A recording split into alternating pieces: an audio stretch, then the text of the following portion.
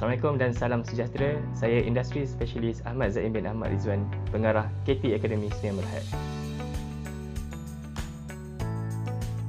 Sebagai sebuah syarikat social enterprise, kami telah menggabungkan kelestarian, ESG dan masyarakat setempat dalam ekosistem kami.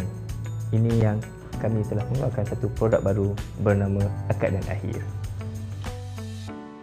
Ramai melihat wedding sebagai satu hari majlis, tetapi di KT Academy kami melihatnya sebagai sebuah industri yang membina keluarga, menggerakkan ekonomi dan membentuk masa depan. Perjalanan yang bermula dari akad hingga ke akhir hayat. Industri wedding menggerakkan ribuan tenaga kerja setiap tahun. Namun, ramai yang tidak sedar bahawa inilah antara industri tibet yang paling praktikal, yang paling dekat dengan masyarakat. Satu wedding sahaja melibatkan lebih 15 kemahiran, daripada catering, bridal, solekan, fotografi dan video kepada lighting. So, melalui KT Academy, platform ini membuka peluang pendapatan kepada belia, golongan B40 dan juga ibu tunggal. Dalam mengenapi dalam ekosistem pada masa akan datang, dunia telah menjalankan program kelestarian dan disebabkan itu, kami di PTA telah mendapatkan beberapa sijil yang penting untuk ke arah cita-cita kami. Akad yang dan akhir ni adalah gabungan daripada pra-perkahwinan, pasca perkahwinan, pengurusan emosi dan wasiat.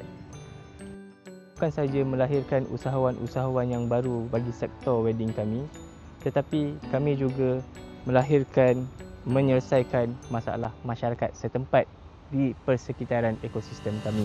Iaitu kami telah mengeluarkan satu gerakan sosial iaitu Healing Village untuk membantu para ibu B40, warga emas, anak yatim, OKU supaya dapat mengembalikan emosi mereka dengan stabil.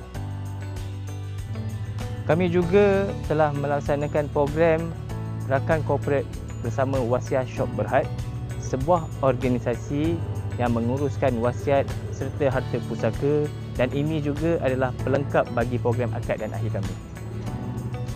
Untuk menjayakan misi ini, KT Academy beroperasi sebagai sebuah hybrid social enterprise, menggabungkan prinsip social enterprise, nilai ESG, kelestarian dalam satu ekosistem yang menyeluruh. Perniagaan adalah enjin kami, impak sosial adalah tujuan kami. Inilah KT Academy, sebuah syarikat yang menjaga kekeluargaan, impak sosial pada masa depan. Terima kasih.